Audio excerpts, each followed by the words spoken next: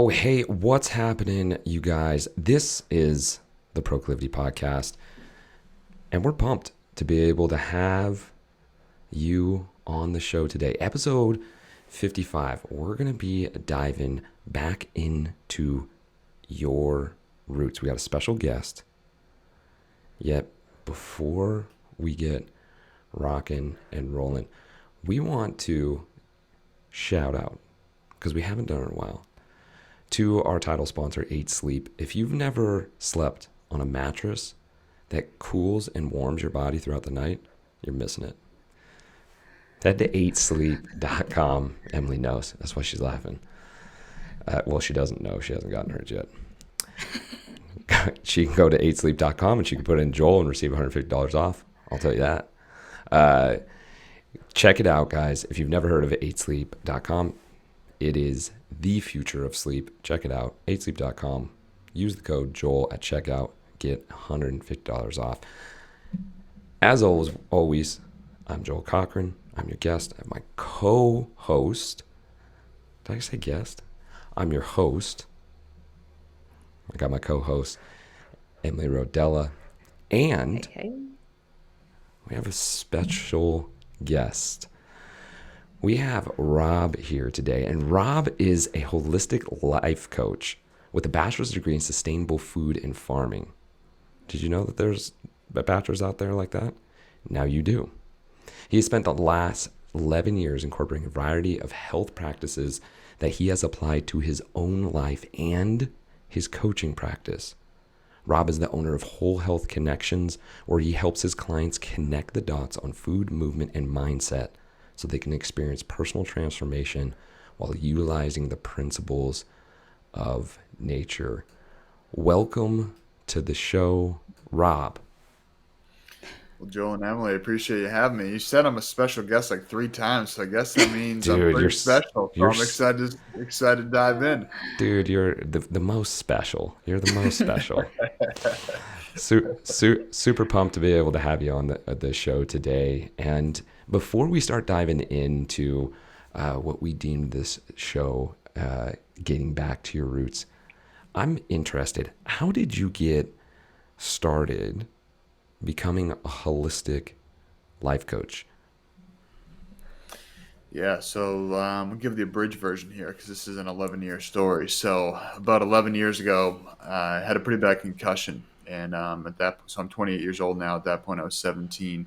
And I was a state swimmer, lacrosse player, really proud of myself with my athletics. And after this concussion, it was about 5.5 months where I really couldn't do any sort of regular physical activity without experiencing dizziness, lightheaded, sensitive to lights, all these concussive-like symptoms. And so going to all these different doctors are putting me on patches and pills.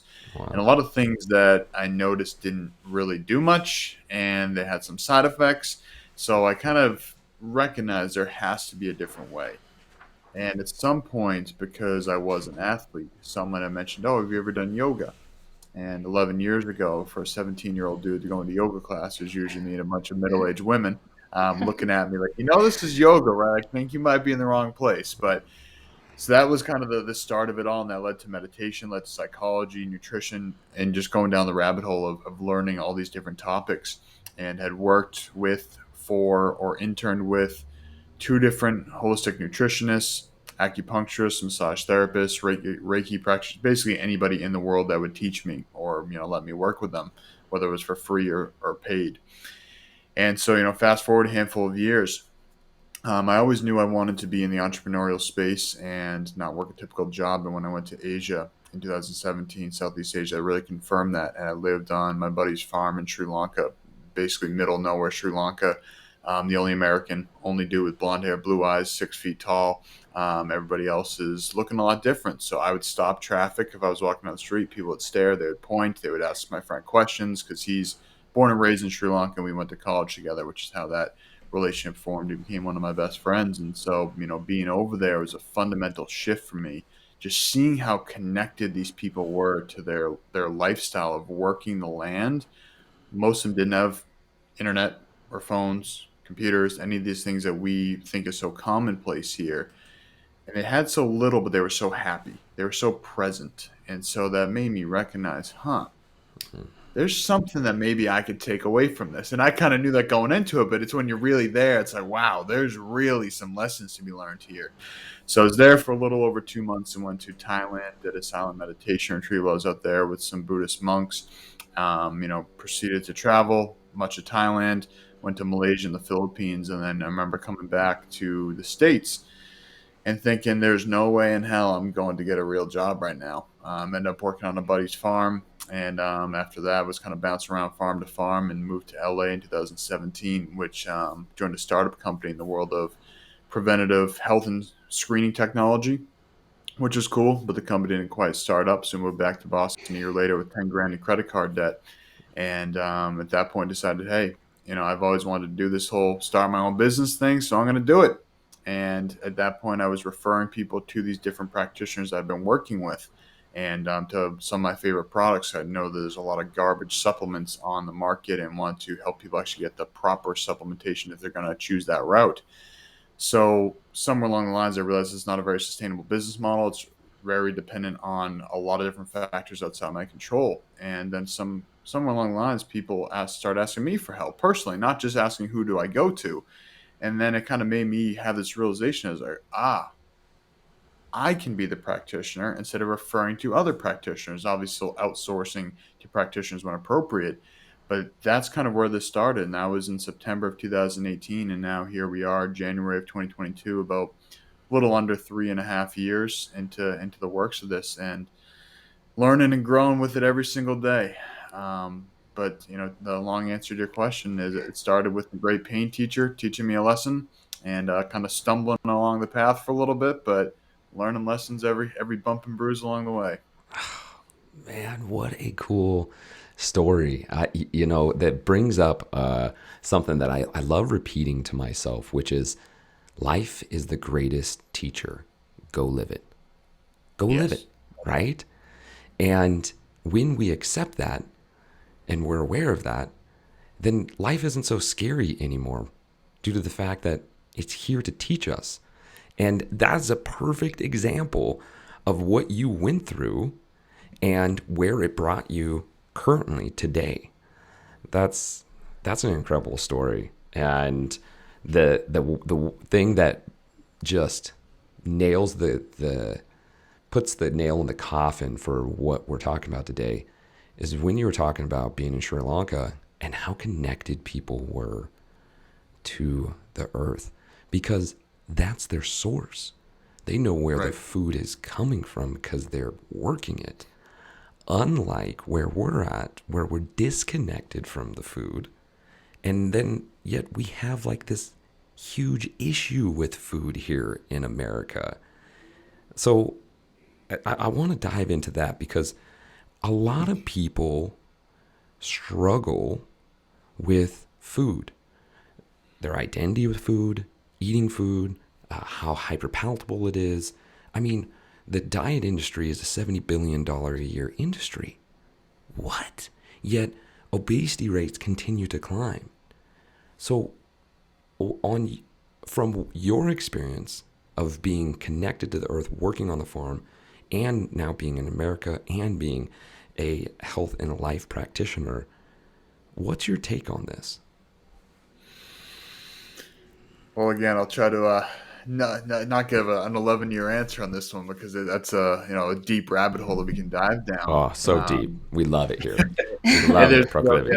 there's a lot of rabbit holes off the rabbit hole. So, to answer your question, I think it's the systematic challenge that we're faced with is a result of being disconnected from the earth is really the most simplistic answer that I believe I can give.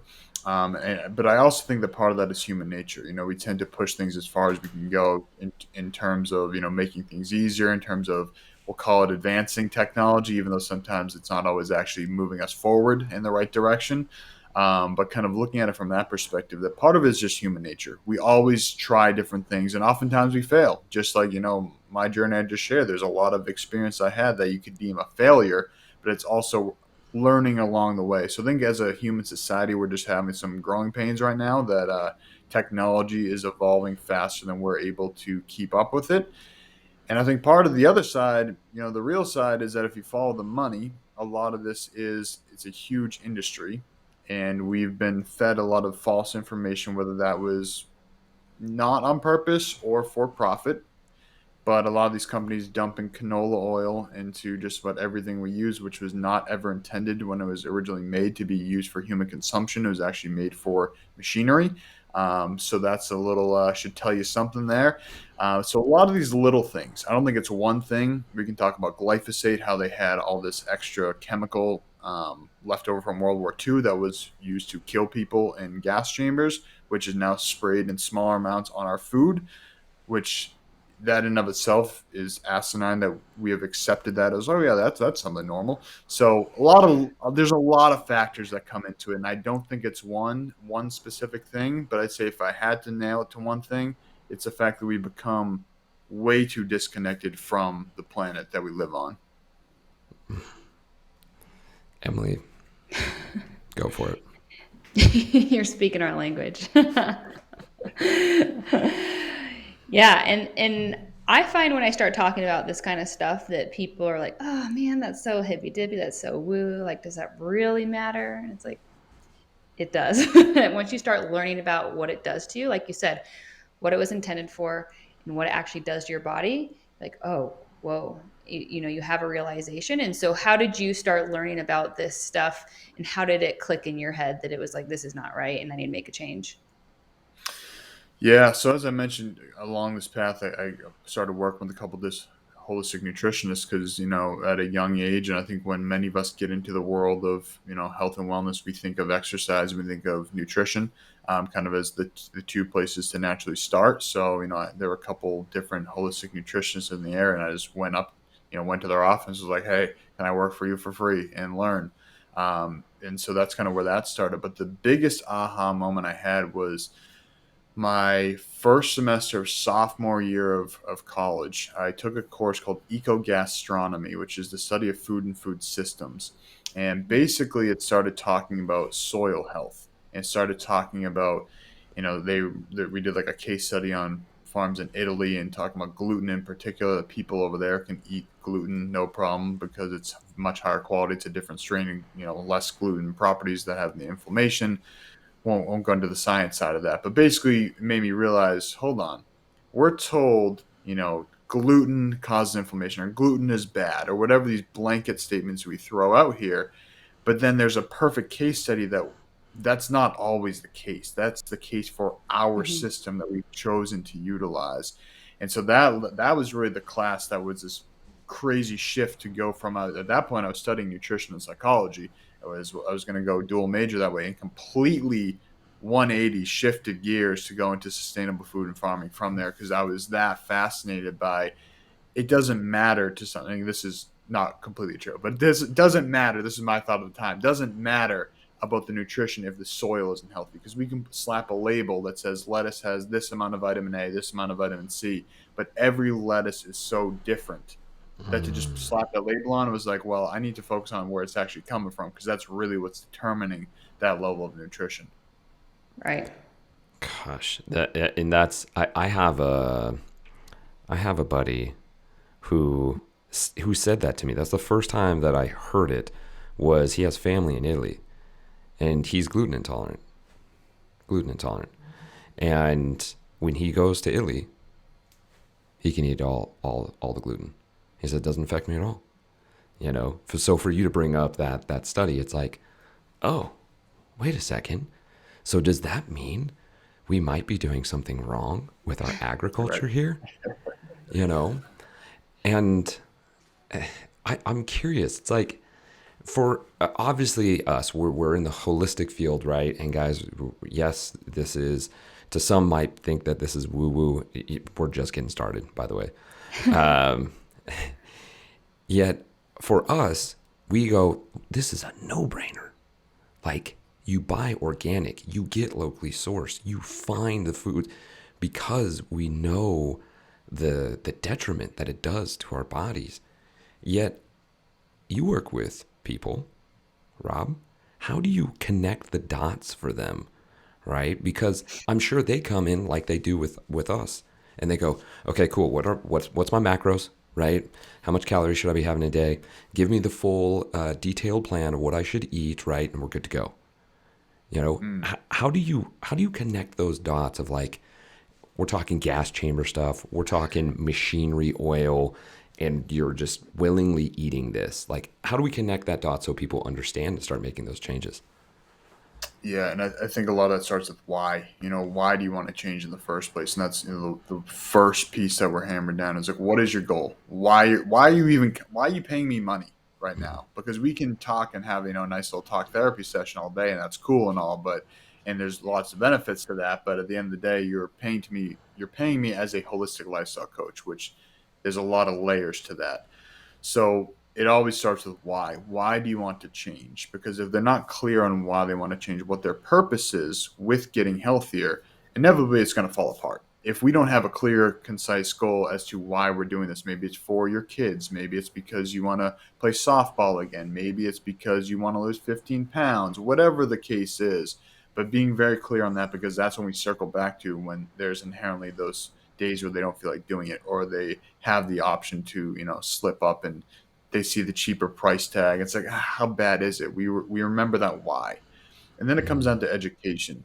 A lot of times in between, so if I'm doing a weekly call, typically I work 12 to 16 weeks with clients. Then we start to phase off. Instead of doing it every week, we'll then go every other week for a little bit, then maybe monthly, then quarterly, and just kind of phase it out that way. I always tell them I want them to be not dependent on me as quickly as possible.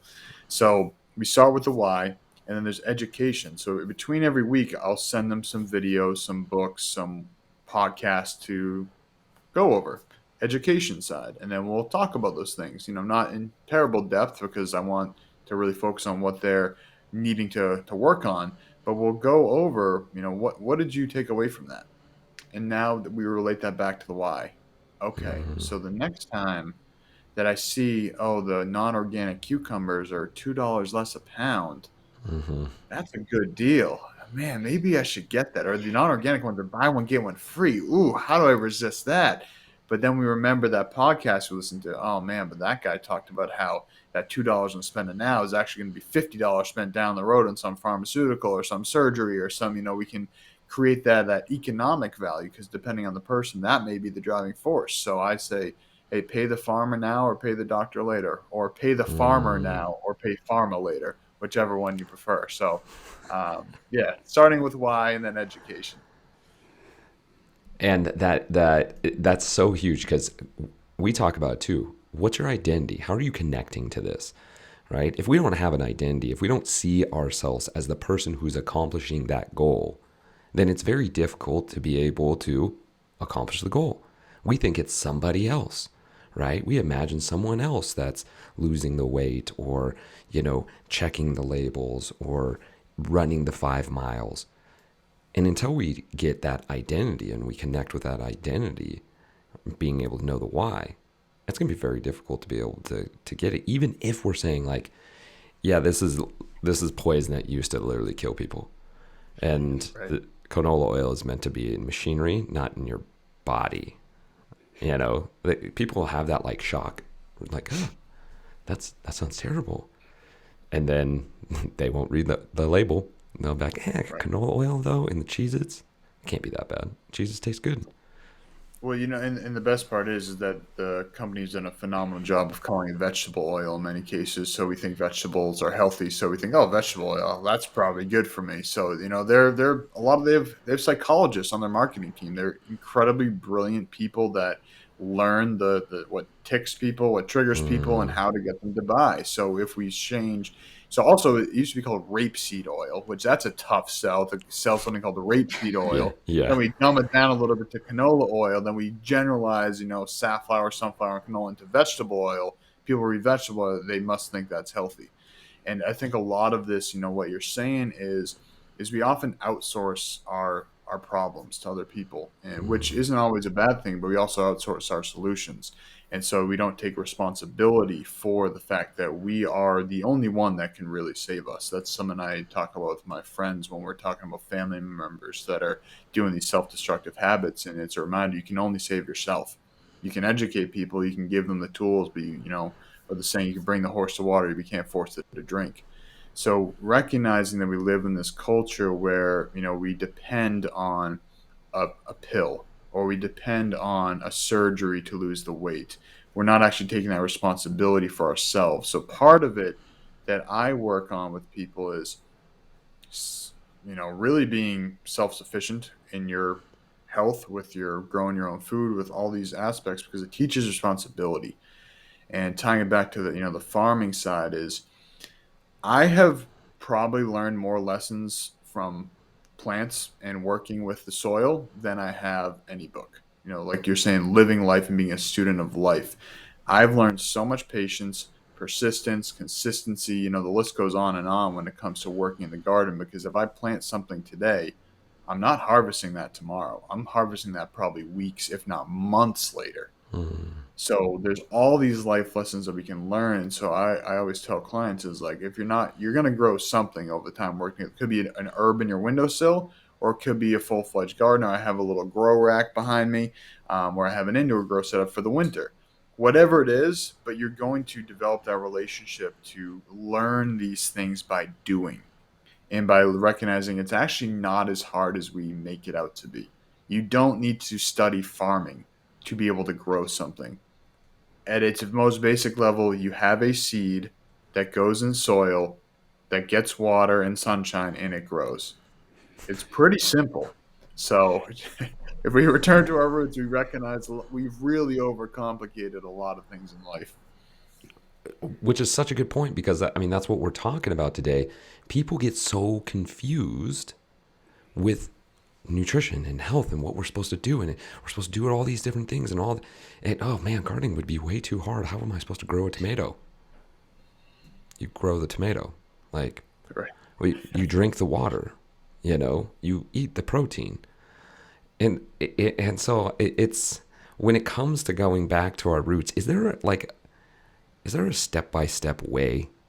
Again, we talked about in the beginning, we're disconnected.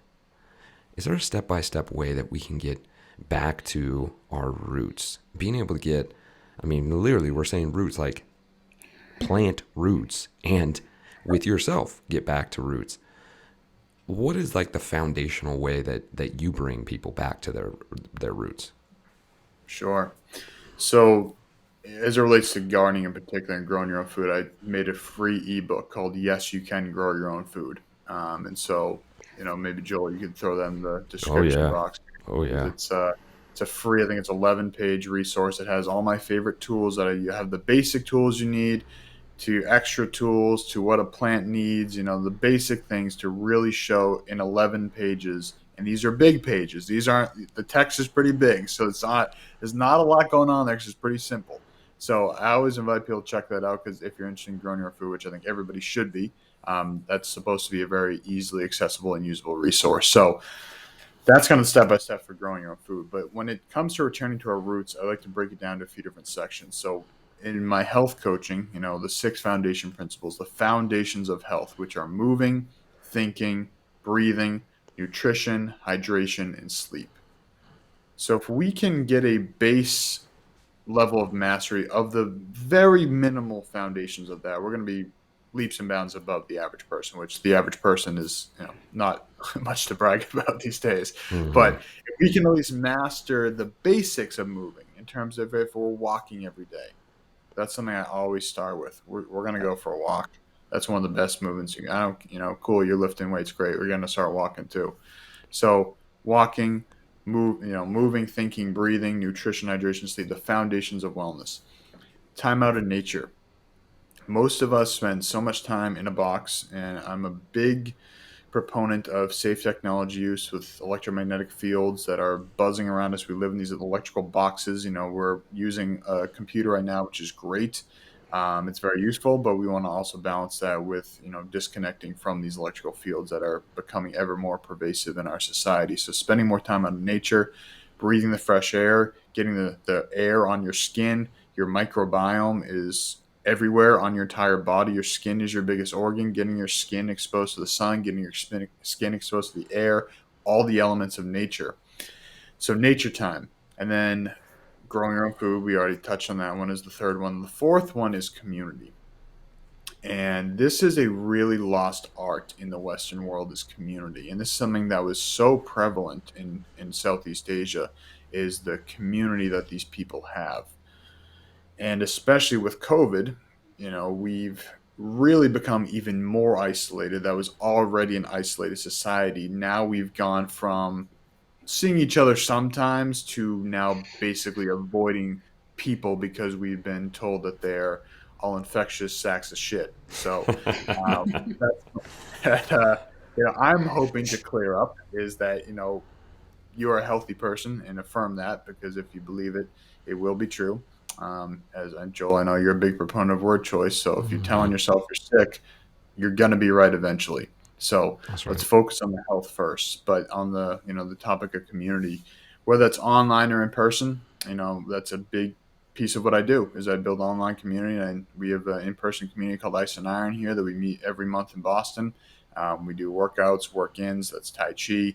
We'll do breath work, ice bath, sauna, and we get together for about 3.5, 4 hours. It's a little half-day retreat online. I host a group call every Thursday where I'm sharing about holistic health information and giving people the opportunity to share what they're learning as well. So I'll talk for 30, 40 minutes, and we'll go into breakout rooms for 20, 30 minutes. But having that level of community, I tell you, people that join these online communities from Germany, from some of these Australia, some of these places that are really having a tough time with the lockdown situations right now, they come on there, and it's like, oh man, I forget sometimes that I'm not alone. I forget sometimes that there's other people out there that think how I do, because we are often so isolated. We don't even see people that think like us anymore if we're looking at social media or looking at the news, which is also negative. So creating that container to have community regardless of where you are in the world. If you're local to me, great, we can meet up in person. If you're not, cool, we got the online options as well. And it's using that balance of technology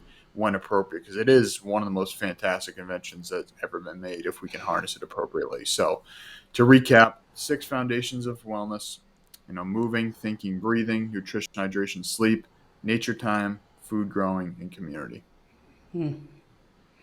Love that. Community is one of those things that's so underrated. And you're like, wait a second, how does having a sense of community or having better relationships help me achieve my goals of weight loss? And not only does it help you connect with people who are also having maybe the same issues getting there, it's, maybe attaining the habits or leaving behind the old habits, you can bounce ideas off of them for that. But also when you have better relationships too, your body's able to go back into that parasympathetic state, which helps your body heal, and you have less of those intrusive thoughts, or you have less of those cravings, whatever it may be. So it definitely goes back to all the things that you might not think initially, right? So I love that you brought that up. Yeah, and to your point as well, let's go down that a little bit deeper. What about laughing? Laughing usually happens when you're with people. It doesn't happen as much when you're alone. Maybe you're watching a good show and there's some laughter going on, but for the most part, laughter is one of the best medicines out there. And playing is something that's one thing we really incorporate with Ice and Iron. Is we have what we call our fitness playground. We bring out kegs and dumbbells and hula hoops and like toys. We bring out an adult playground to let people play for 45 minutes as their workout, whatever that looks like. So, I think that the side of community, we often don't recognize how important it is until we don't have it. And part of my hope of what COVID will show people, I don't even know, it's not really COVID, it's the lockdowns will show people, is that, community is essential, absolutely essential. And going back to our microbiome, community boosts immunity. Absolutely, we are being exposed to other people's bacteria, which is inherently strengthening us and making our immune system better. So when we're actually spending time with people, we're strengthening that immune system as well. And a big thing for me, I always consider myself an introvert. But one of the farms I worked at when I moved back from Asia was kind of in this weird limbo phase where I wasn't ready to reintegrate to society. I lived in a cabin on this farm by myself for 6 weeks, that had no plumbing or anything, and I was just kind of out there. Very little cell service. If it was a cloudy day, I'm not getting any cell service. So I was out there for 6 weeks by myself, and occasionally I go into town to get food, and have one of the guys that was working there come by. But after 6 weeks of being out there by yourself, you really recognize, wow, people are great. I really want to be around people, because being here by myself got old pretty quick. So, Yeah, I think community is absolutely essential, and I hope that's something that again, we go through this growing pain as humanity and say, hey, we're never going to do this again because this is way too detrimental to not be surrounded by other people. And the effect that we have yet to see. I mean, we've seen some of it, yet I mean, there's like a true reintegration into community that's going to have to happen, because I mean, there are some people who are so affected and scared of even being around people. I was Right. just talking to one of our clients, and they were talking about, yeah, my family doesn't really get together because you know, that they don't want to be in big groups because it's too scary. And it's just like, whoa. And I mean, she's crying because she can't get together with her entire family, Mm. over this fear. And so you want to talk about how community can affect our biome, affect our mind, affect our health. It, it's real deal stuff. Yeah, and what are the two biggest immune suppressors in the world? Fear and stress. So it's like if we're in a constant state of fear and stress, yeah, more people are probably going to get sick because we are inherently suppressing the very thing that prevents us from getting sick. So it's an interesting paradigm that we found ourselves in. And again, I tend to be an optimist that I hope that this is just a massive failure on the part of the people that are making the rules. And I hope it's out of ignorance. I don't necessarily believe that's true 100%, but I hope that a lot of that is from the side of ignorance and that we're going to learn from this. And we're going to say, like I said earlier, we're never going to do this again. And to your point of the reintegration, my girlfriend, she's a preschool teacher, and for a while there's masks on and off depending on the different rules, and there's also babies there. And so she was saying the other day that they had to put their mask back on because what, I'm not going to get into that whole thing, but so she goes into the baby room and sees a baby she likes to play with all the time. The kid looks scared looking at her, doesn't know who it is. She takes the mask off. Then the kid's like, "Oh, it's you." Smiles, laughing at him, but it's like you said, the unknown effects. We have no idea what these lockdowns, what again, all these effects are going to lead to down the road. And so, as it relates to the community side, I just really want to invite people, if you still are unsure about meeting up in person, two things: focus on improving the quality of your health, because if you have a strong vessel, you're going to be much more resilient. And two, if you're still not comfortable with meeting up with people in person, find an online community, but do not isolate yourself out of fear. Obviously, there's medical conditions that are different, that I'm not a doctor, so I'm not going to tell you what to do, but do not completely isolate yourself, because you're doing way more harm than you can even possibly imagine. So let's focus on getting healthy. Let's focus on finding community and utilizing the best options that we have with our situation. Mm. Love And that. right, and here we are thinking that we got to be counting macros to find our health. But Joel, the Yeah. doctor said I have to count my macros. Oh my gosh. But I saw this supermodel on Instagram. Like it's so interesting to me because it's like what we're speaking is the gospel. Like it's been proven for thousands of years. And I mean, Emily and I were on a call with somebody who was talking about, oh, did you hear about this new diet? And we're like, no, what's it called? And it was some nutritionist who made it up, and it was the name of the city that she lived in. That was the name of the diet. I don't even remember what the diet was called. And I'm just sitting here just like smoke screen after smoke screen after smoke screen. And it just, I understand why people get so like wildly emotional and connected to food. And when really food is the energy, it's giving us energy. And then we get to give energy, right? It's a cycle and this loop that we get to do. Yet we start getting to such a point that this is bad or this is right, and meanwhile we don't have a community. Meanwhile, we're not drinking the appropriate water. Meanwhile, we're not, planting our own food or seeking out local growers. I mean, Mm. it's still a mystery, and it's still something that we all work on, is getting people past the different images that they see constantly, that they think, nutrition and health is this. Right. And just to further that point is we have become so attached to these diets and to these, short-term, very small studies where, I always use the example of, for a while we were told eggs are bad. Then we were told, oh, just egg yolks are bad, so just use the egg whites and then you'll be healthy. And then it said, oh, actually don't eat eggs at all. And then it said, actually, no, the whole egg is good.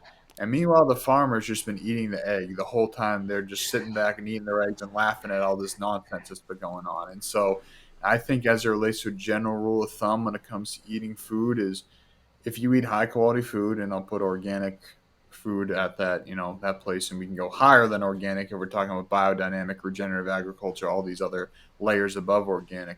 But if you're eating high quality food, you're eating whole foods, you're not eating too much, you're probably going to be pretty good at a very blanket statement. And again, we can go off of individuality off there, but as a general rule of thumb, it's not really that difficult. It's pretty simple. We just make it more difficult than it needs to be. And you mentioned earlier, local, I always think is better, especially if you're getting, for me, I'm a big proponent of raw milk. I was always under the assumption that I was intolerant to dairy, which I was in a non-organic, pasteurized, chemical laden soup, which is commercial dairy, and switched to raw milk and actually felt phenomenal on that because it has the live enzymes, it has the probiotics. And this is a farm 18 minutes down the road. So it's probably got some local probiotics that are helping my immune system because that's in my natural environment. So keep it simple, eat high quality, eat whole foods, keep it local. We don't have to make it too crazy. We can go on all these fancy diets all day, but it's all going to come back to that in the end. Yes. I wish we could get whole milk here. It's actually illegal in Nevada, yet you can go right up to Truckee and grab it. It's pricier, but I've done it. Wow. Yeah, I mean, I'm Yeah. paying like 10.50 a gallon for raw milk, so it's definitely more expensive. But Yeah, I like I said earlier, I'd rather pay the farmer now than pay big pharma later. So I'm cool exactly. with that. Same. Mm, It's an investment in your health. Absolutely. yeah, we're getting granola. Yeah, we drink raw milk around these parts. Don't let us start getting into taking our shoes off and getting into the soil, guys. We'll start going there. Um, So, well, Joe, I want to dive there right now, real quick, while you go, say that, because one of my please do. favorite lessons that I learned from one of my holistic nutritionists, she said that if she could legally recommend people eat dirt, she would.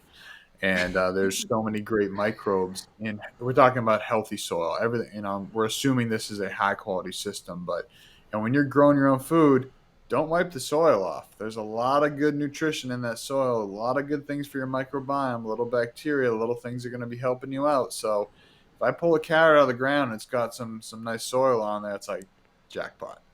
Yes. I love that. Yeah. Oh, I'm such a huge fan of that. I'm big on that too. Like, eating the whole apple, eating the whole, carrot, like eating the whole bell pepper with the stem. I'm like, eat it all. Like, eat it all. Yeah. And people look at me crazy when I'm just like chewing down the entire thing.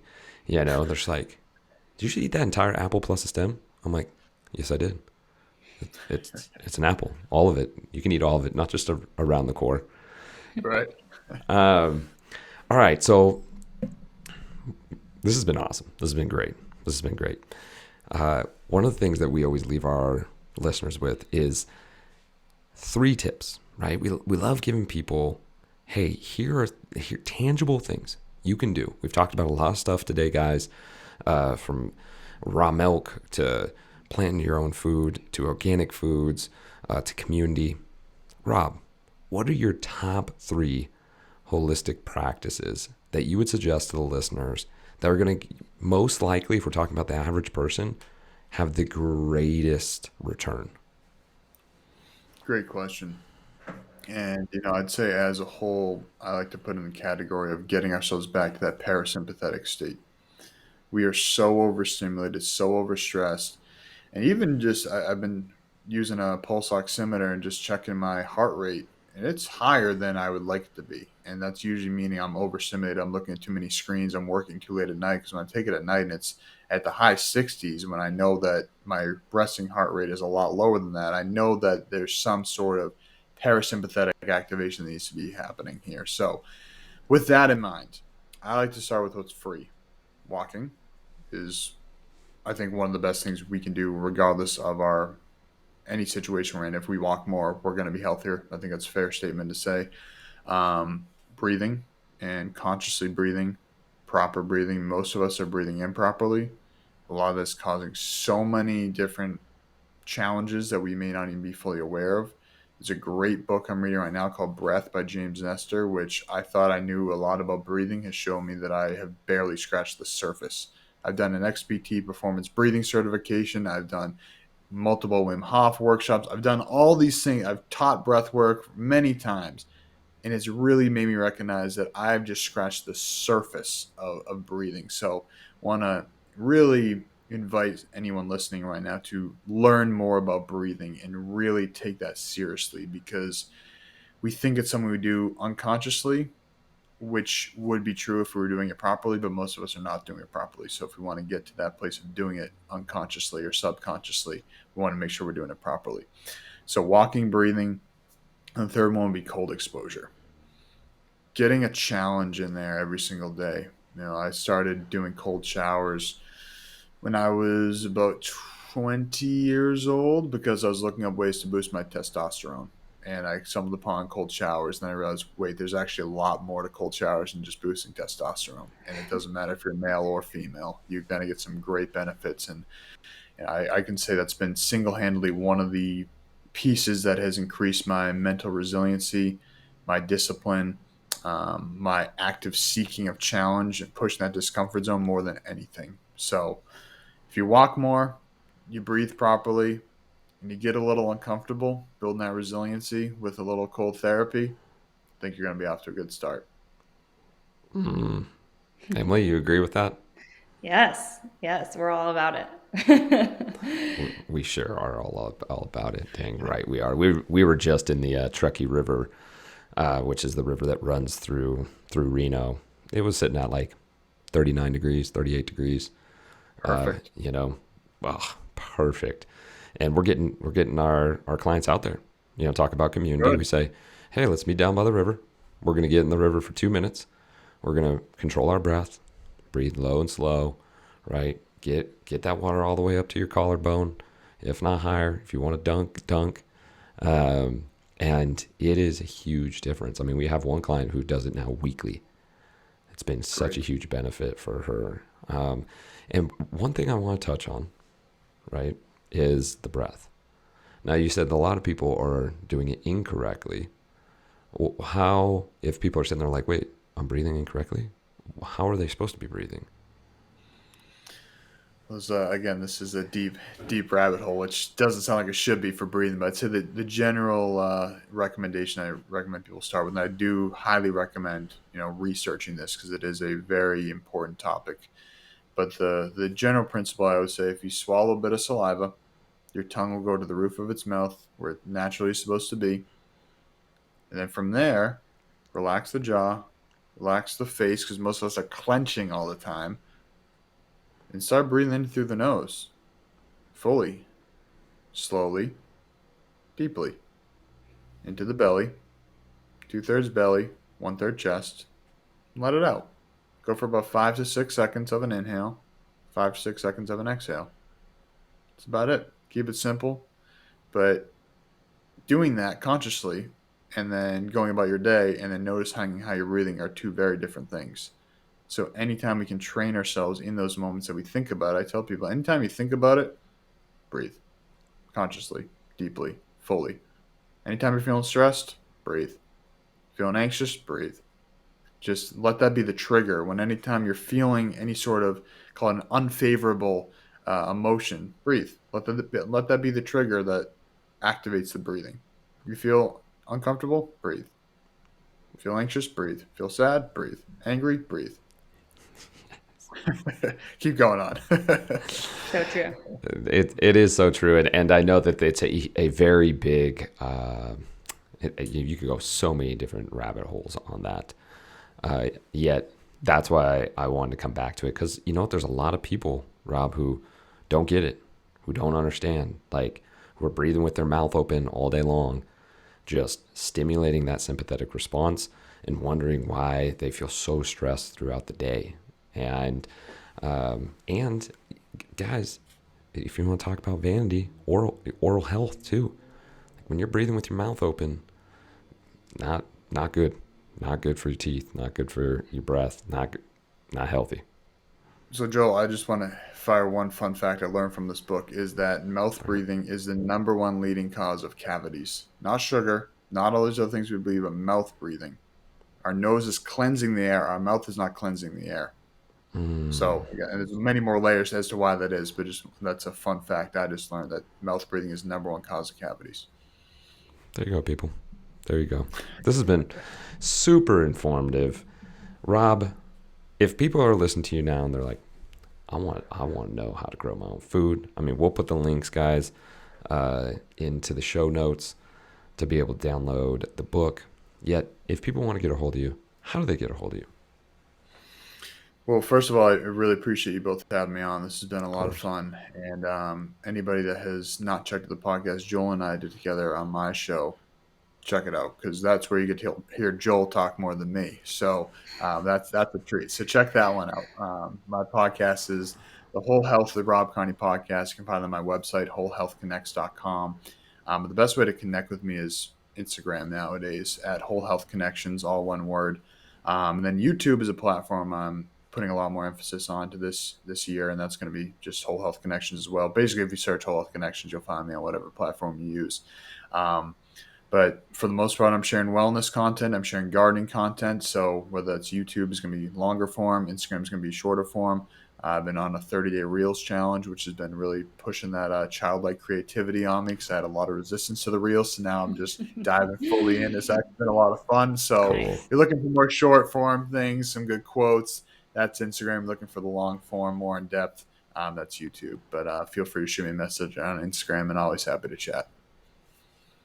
Love it. Rob, it's been a pleasure to have you. Coach Emily, anything else? Yeah, thank you so much. Love everything that you're sharing and excited to stay connected. Thank you. Appreciate you all as well. Everybody listen. Have an epic day. All right, you guys, that's it. Episode 55 with Rob. Remember, if you like what you're listening to, make sure to like it. Like the Proclivity podcast. And if you leave us a review, we'll give you a virtual high five. We appreciate you guys. And we'll see you next time. See you guys.